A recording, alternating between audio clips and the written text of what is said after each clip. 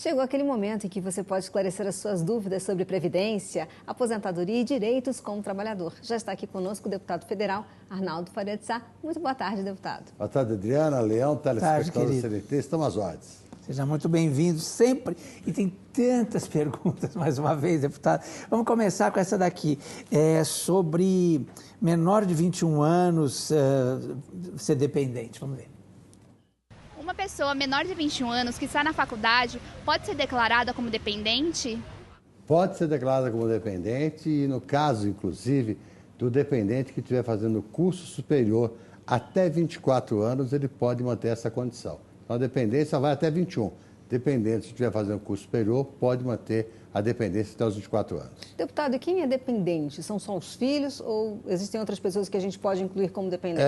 No caso da dependência direta, são os filhos. Você pode colocar como dependente do imposto de renda os pais, se viverem com você, e, na verdade, você pode considerar dependente um filho adotado, mas tem que ter uma adoção judicial para isso. Você pode considerar como dependente as pessoas que, pela justiça, são consideradas dependentes. Do contrário, se você colocar no imposto de renda um dependente que não é considerado dependente, você vai ter a grosa e o leão multa ainda. Agora, mas olha, uma pergunta sobre o imposto de renda, que tem muita gente já se preparando para fazer. Como é que se deve declarar a Previdência VGBL? Olha, a Previdência VGBL é uma previdência que tem que ser declarada na declaração de imposto de renda, porque não é um benefício obrigatório, é um benefício opcional. Se você tiver imposto a pagar, inclusive, você pode até... O que é essa previdência, deputado? É a previdência privada. Tá. É que você tem tipos diferentes de previdência privada, mas tudo é previdência privada. Então, você tem um limite pelo qual você pode considerar seus abatimentos. Essa é uma das vantagens da previdência privada. Eu, na verdade, tenho certa rejeição à previdência privada. Eu acho que a previdência tem que ser pública e acabou. Porque os exemplos de previdência privada no Brasil me assustam muito. GBUX, CAPEM, Montepio da Família Militar, Montepio disso, daquilo. Nunca vi ninguém aposentado por esses planos de previdência. Então, me assusta muito que você possa utilizar os planos de previdência privada, até bancos também. Tinha Previdência Banco Nacional, Cominge, Banco Real, vários bancos. A gente podia até perguntar se existe alguém, né, no Brasil aposentado por esses planos. Mande e-mail para a gente, né, para a gente saber. Então, na verdade, estou falando de Brasil, mas é mundial também. Estados Unidos, a maior previdência privada americana, a Washington Mutual, quebrou, literalmente quebrou, em 2008. E a AIG, American International Group, só não quebrou porque o governo americano colocou 70 bilhões de dólares a fundo perdido para salvar a AIG, porque tinha negócio ao redor do mundo, inclusive aqui no Brasil. A AIG era uma das acionistas do antigo Unibanco, que se não tivesse sido incorporado pelo Itaú, podia ter problemas de balanço financeiro naquele momento crítico da crise de 2008. Verdade. Bom, o que mais? Tenho agora uma pergunta também sobre aposentadoria por viuvez. Vamos lá. Quanto da aposentadoria por viuvez é isento tributada? Olha, a aposentadoria, dependendo do valor, ela é tributada em imposto de renda. Não pode ser aposentadoria ou pensão, no caso, acho que você está querendo dizer, é a pensão por viuvez, não a aposentadoria por viuvez. A pensão é rendimento tributado normal. Quer dizer, só não é tributado, no caso da Previdência, a aposentadoria por invalidez. Aí, por invalidez, você não tem tributado. Agora, aposentadoria por tempo de serviço, por tempo de contribuição, pensão, são tributados normalmente dentro das faixas de tributação do imposto de renda. E se você tiver desconto na fonte, pode, no caso da declaração que você vir a fazer, você ter restituição, devolução do valor, porque no cálculo final você não estaria sujeito. Tem um detalhe que é importante, já que falando de imposto de renda, as pessoas que recebem atrasados da Previdência Social. Quando você recebe atrasado de anos passados, tem um campo próprio da declaração em que você tem que anualizar os recebimentos. Quando você analisa os recebimentos, você deixa de pagar imposto de renda. Se você jogar tudo num único ano, vai ter um rendimento maior, vai ter tributação. Então, já está definida essa questão, tem um campo próprio na declaração de imposto de renda, que chama o campo onde você pode anualizar os recebimentos. Se você anualizando, os dinheiros podem não estar sujeitos à tributação. Agora pergunta, dúvida sobre previdência complementar. É bom negócio para o servidor optar pela previdência complementar? O que é isso? Hoje você é obrigado a optar pela previdência complementar, porque senão você vai ter o teto da previdência normal, o servidor público não tem, até a época de que você é aprovado a previdência complementar, o aposentado de serviço público é aposentado pelo total dos seus salários. A partir de agora, você tem que ter uma previdência complementar. Se você não tiver a previdência complementar, você vai aposentar no teto do INSS e acima disso só com previdência complementar. Agora, deputado, tem uma pergunta aqui sobre dona de casa independente. Vamos ver, é interessante isso. Quem é dona de casa e dependente pode declarar imposto de renda? Você pode declarar imposto de renda, mas você deixa de ser dependente da autodeclaração. Se você declarar a sua declaração, você não pode ser dependente. Dependente é quando você faz parte da declaração do cabeça do casal, você vai como dependente, tem um abatimento da declaração. Na verdade, dele. ela não precisa, né? O marido é que deve colocar... A dependente não precisa, você tem razão. Agora, se você fizer a declaração, você obrigatoriamente deixa de ser dependente da autodeclarante. Perfeito. Uma outra dúvida sobre se a pessoa que é dependente deve ser citada em outra declaração. Vamos ver. Quem é dependente precisa ser citado na declaração de imposto de renda e a pessoa às vezes não tem rendimentos, não tem fonte de trabalho. Olha, quem é dependente precisa estar na declaração do outro. Se não tiver na declaração do outro, não é dependente. Agora, uma grande dúvida que acontece é o seguinte: a pessoa é dependente e, portanto, não tem o CPF. Você pode ter o número do seu CPF e continuar dependente. Não há impedimento nenhum. É que as pessoas querem ter o seu CPF próprio, acham que, por ter CPF próprio, perde a sua condição de dependente. Não perde. Ele pode ter o CPF sem ter rendimento e continuar dependente. O que acontece é que, normalmente, as pessoas têm essa condição. Eu tenho CPF, não posso ser dependente. Pode ser dependente, não tem problema nenhum. O que não pode é o seguinte: se você tiver renda própria como dependente, você é obrigado a levar sua renda para a declaração do cabeça de casal. Você não pode deixar de incluir a sua declaração. Ser dependente, sem levar o rendimento, acaba tendo problema. Por exemplo, se uma senhora que é dependente e tal, dona de casa, mas ela vende produtos de beleza, por exemplo, porta a porta, essa coisa, ela tem que declarar isso como dependente? Se ela tiver inscrição como autônoma e tiver rendimento, isso ela tem que levar a renda para lá para ser dependente. No caso que você está falando, é melhor ela fazer declaração separada, porque aí ela mantém o limite de isenção dela. Se ela levar para lá, é um limite de isenção só, ela vai perder. Então, nesse caso, se tiver rendimento próprio, é melhor fazer declaração separada, para evitar esse problema de você ter uma tributação. Olha, a tributação é em escala, então quem paga 100 mil, paga um determinado tributo. Se você tiver um dependente que paga 30 mil, se você juntar os dois, 130 mil, vai dar uma escala maior do que 100 separado de 30. Vou pedir licença para o senhor, a gente vai fazer um intervalo rapidinho e em seguida voltamos com o deputado federal Arnaldo Faria de Sá. Estamos de volta com o deputado federal Arnaldo Faria de Sá, tirando as suas dúvidas ao vivo aqui no Notícias e Mais. Vamos então agora para as perguntas dos nossos telespectadores. Eu tenho uma pergunta aqui que vem lá de Belém, do Pará.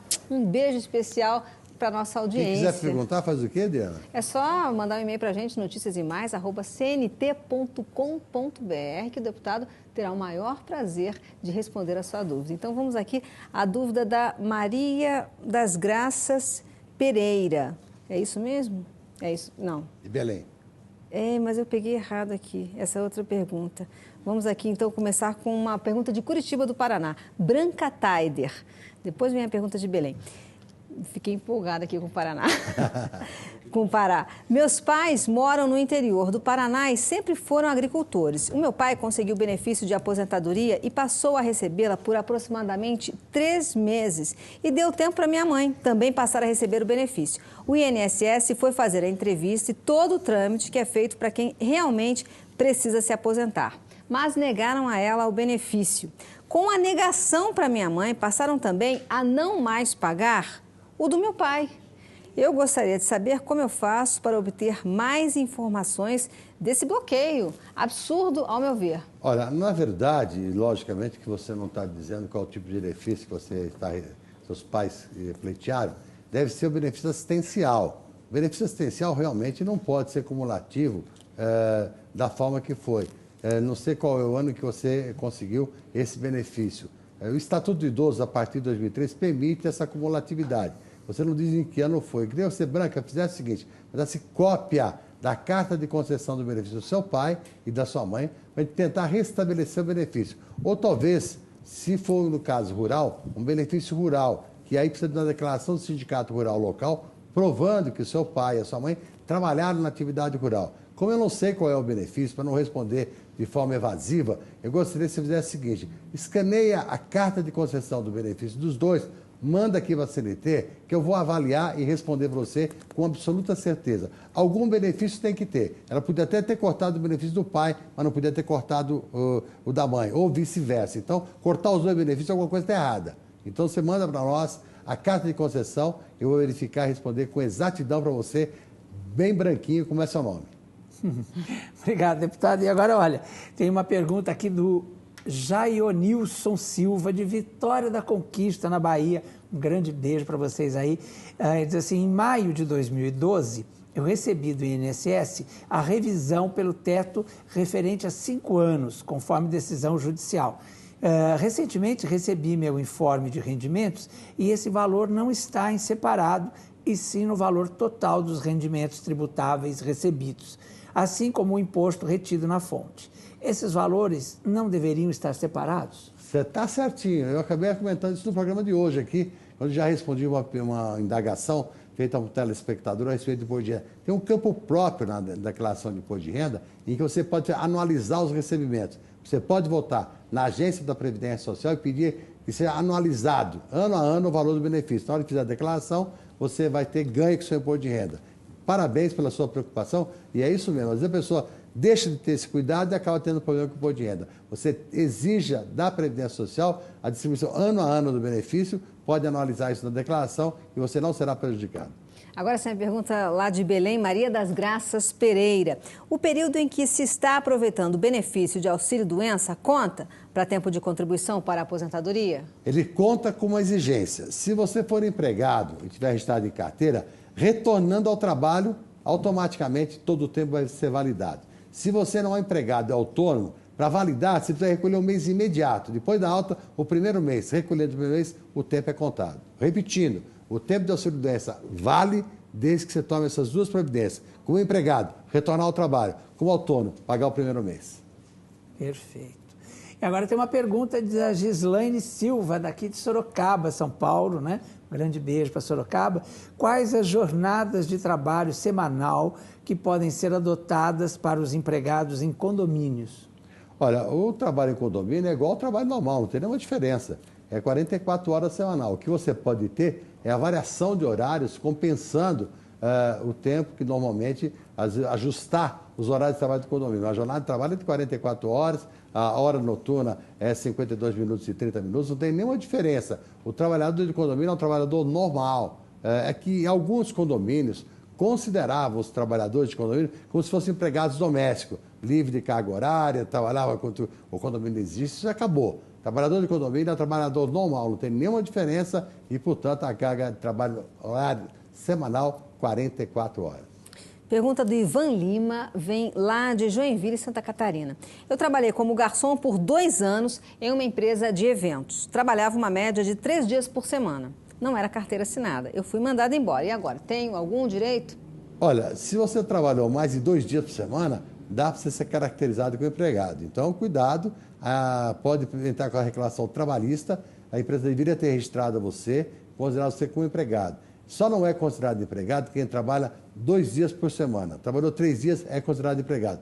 O que pode ocorrer no caso de garçom, por exemplo, é a pessoa que emprega o garçom, eventualmente, exigir que ele tenha um registro de autônomo. Quer dizer, aí então vira o garçom autônomo, isso pode acontecer. Mas se não tem registro de autônomo, nem registro profissional, pode entrar com reclamação trabalhista, que você está despreocupado. E no caso do garçom, inclusive, nós estamos brigando lá no Congresso para aprovar uma outra coisa importante, que é a gorjeta do garçom fazer parte do cálculo salarial, porque o salário registrado do garçom é desse tamanho. Com a gorjeta o salário fica maior, mas aí ele perde isso aqui na hora de se aposentar. Nós estamos tentando corrigir essa distorção. Ai, que legal. E um grande beijo para meus amigos garçons maravilhosos todos, né? Eles merecem, viu? Sempre. E a Quitéria Feliciana, aqui de Jundiaí, São Paulo, um beijo para Jundiaí, diz assim, se a pessoa achar que não vale a pena contribuir para o INSS, ela pode fazer isso? Olha, se você achar que não deve contribuir, você não pode ter vínculo profissional. Se você tiver vínculo profissional, obrigatoriamente você tem que contribuir. Então, não existe eu sou empregado, mas não quero contribuir. Não existe essa hipótese. Se é empregado, é contribuinte obrigatório. Se você é dono de empresa, contribuinte obrigatório. O autônomo é que pode optar por não contribuir, mas isso acaba gerando alguns problemas na relação de atividade comercial que ele vai ter. Agora, Eu querer contribuir, não querer contribuir, não existe isso não. E posso dar uma opinião agora pessoal para você? Contribua sempre. É um fundo de garantia para você contribuir com a Previdência. Lá no fim da vida, você vai precisar de algum benefício. E contribuir, pelo menos por 15 anos durante a vida, é importante para conseguir esse benefício. Pergunta vem lá do Rio de Janeiro, da região serrana, Petrópolis. Joana da Paixão. Ao contribuir para a Previdência Social, eu tenho direito apenas ao benefício da aposentadoria? Você ter direito à aposentadoria, ter direito ao auxílio-doença, o dependente seu ter direito à pensão, tem vários benefícios. E auxílio-maternidade? Também. Salário-maternidade, obrigado, Adriana. Então, a contribuição é extremamente importante. A Previdência Social é uma rede de proteção. E é importante que você cumpra as exigências da rede de proteção para você ter os seus direitos. E lembrar de um detalhe, no último sábado atendemos uma pessoa que veio do Rio de Janeiro, que acompanha o nosso programa na CNT, especialmente para esclarecer a dúvida da sua aposentadoria por invalidez. Saiu satisfeito, mandou um abraço para o Leão, para a Adriana e para toda a equipe aqui da CNT. Obrigada, que bom. E agora tem uma pergunta aqui da Josemere da Costa Gouveia, aí de Curitiba, no Paraná. Um grande beijo para Curitiba. O que é desaposentação? O senhor já falou aqui várias vezes, né? Mas dá para explicar, é fácil. A pessoa que contribuiu, se aposentou, continua contribuindo após a aposentadoria, não tem mais nenhum benefício. Antigamente tinha o pecúlio. O que era o pecúlio? Era a devolução das contribuições pagas. A partir do momento que o governo acabou com o pecúlio, você contribui para nada. Então, tem algumas teses que estão sendo defendidas na Justiça que esse tempo de contribuição pós a aposentadoria pode ser somado à aposentadoria. E para isso, você precisa de desaposentação, desconsiderar aquela aposentadoria e fazer um novo, principalmente para recuperar uma parte do maldito fator previdenciário que prejudica muita coisa. Esse benefício já foi decidido favorável a todas as pessoas que contribuíram depois da aposentadoria, em primeira instância, no tribunal e no STJ. Falta uma decisão final do STF. O ministro Barroso é o relator, ficou de mandar agora, nesse mês aqui, para o plenário, essa discussão. Se votar a desaposentação, você poderá aumentar o seu benefício, desde que você tenha trabalhado depois de aposentada. Perfeito. E agora vamos então às perguntas de Brasília. Vamos lá. Como é que está a crise política? E essa questão aí também do apoio do PMDB à presidente Dilma? Eu só queria, antes de responder a essa pergunta, chamar a atenção dos telespectadores. A semana que vem eu vou trazer uma tabelinha para você saber quais as faixas salariais em que você tem direito ao seguro-desemprego, qual o percentual que você recebe, como você contribui com a Previdência Social, como você tem direito ao chamado benefício do PIS, Programa de Integração Social, seguro-desemprego e também a questão do Vale Transporte. Tudo isso em tabelinha, a gente colocar no vídeo gerador de caracteres para você poder anotar aí para você. Então, a semana que vem, prometo trazer todos esses dados para serem colocados no gerador de caracteres e a gente dizer quando você tem direito ao seguro-desemprego, qual o valor que você tem, quando você tem direito ao vale de transporte, qual o valor que você tem, quanto você tem que contribuir para a Previdência, quais as faixas de desconto que você tem, qual a sua obrigação em relação a dados para ter direito ao benefício do PIS. Fica tudo isso para você a semana que vem, colocando em gerador de caracteres. A pergunta da Adriana é a respeito da crise de Brasília. Está feia a crise, está feia. A semana passada, um estranhamento total, uma falta de relacionamento muito grande entre o Executivo e o Legislativo, e a coisa pode piorar esta semana se o governo não conseguir negociar com as lideranças do Congresso. Não adianta a presidente Dilma querer impor. Em política tem que se compor. E se ela não fizer esta composição, ela vai ter muitas dificuldades, até porque o desacerto entre a base aliada e o governo é muito grande. E por isso é que foi aprovada aquela comissão externa da Petrobras. Olha, deputado, qual o reflexo da comissão externa da Petrobras? Olha, na verdade, a SBM Offshore holandesa pagou corrupção para alguém da Petrobras. E isso agora vai aparecer nessa comissão externa. Por que o governo não queria que tivesse a comissão externa? Para que isso não aparecesse realmente. E lembrando que, na época em que a SBM holandesa Offshore pagou propina à Petrobras, a presidente Dilma era a ministra da Minas e Energia. Por isso, todo mundo está preocupado com essa comissão externa, que vai dar o que falar, Adriana. Ô, deputado, essa decisão aí do Supremo Tribunal Federal, os aposentados da Varig vão ter algum ganho com essa decisão? Parabéns, Supremo Tribunal Federal. Depois do mensalão, com exceção dos recursos dos embargos infringentes, essa é uma grande vitória. Os aposentados da Varig, da Aeros, fizeram campanha no Congresso Nacional, fizeram aqui no aeroporto de Congonhas, em vários aeroportos do país, fizeram manifestações lá no STF. Finalmente saiu essa decisão que vai ajudar todos aqueles que têm ações trabalhistas e principalmente aqueles que recebiam pensão complementar do Aeros da Varig. Vão receber. Só está definindo qual é o valor. O governo perdeu, não tem mais recurso. O governo diz que é 3 bi, os cálculos iniciais são de 6 bi, pode não ser 6, mas 3 não será. Qualquer coisa em torno de 5 bi. Vai ser bastante dinheiro para poder pagar os aposentados da Varig e do Aeros. Parabéns a vocês pela luta, pela guerra, pela determinação. Se não fosse a pressão de vocês, certamente não teriam esse processo de 17 anos para ser julgado. Parabéns a todos vocês por essa luta. Espero que recebam com alegria e com satisfação. Muitos já estão doentes, alguns infelizmente não estão mais vivos para receber, mas a sua família terá direito. Finalmente, uma decisão favorável aos aposentados do Aeros da Varig. Parabéns. Vale a pena lutar e também se informar. Você que tem dúvidas sobre aposentadoria, sobre pensão, pode consultar o deputado federal Arnaldo Faria de Sá pessoalmente, todo sábado aqui em São Paulo. Exatamente, Adriana. Estamos à disposição, todo sábado, nosso escritório no Jabaquara, ali ao lado da estação metrô Jabaquara. Pode nos procurar, fazer a contagem do seu tempo de serviço, reclamar o seu benefício de aposentadoria, de pensão, de auxílio-doença, de auxílio-acidente. Eu já disse aqui no ar que tive o prazer, na semana passada, de um casal que veio do Rio de Janeiro, especialmente para poder resolver o seu problema. E é uma alegria a gente poder dar essa orientação esclarecida, fazer com toda alegria, todos os sábados, à sua disposição. E você pode nos procurar. Só tem um pouquinho de paciência, que é muita gente, mas nós atendemos todo mundo. Quando tiver alguém para atender, nós não saímos de lá para dar atenção total a todos vocês. E o senhor também disponibiliza o Estatuto do Idoso. Exatamente. Quem quiser o exemplar é só ligar, anota o DDD aí. 11, telefone 5015-0500, DDD 11, 5015-0500. A gente manda exemplar para você pelo correio com apoio da CNT. Obrigada, deputado, pela sua participação e pela sua importante luta aí, sempre esclarecendo a população nos seus direitos. Obrigado pela oportunidade, Adriana, Leão. Obrigado, Telespectador do CNT. Segunda-feira que vem eu volto.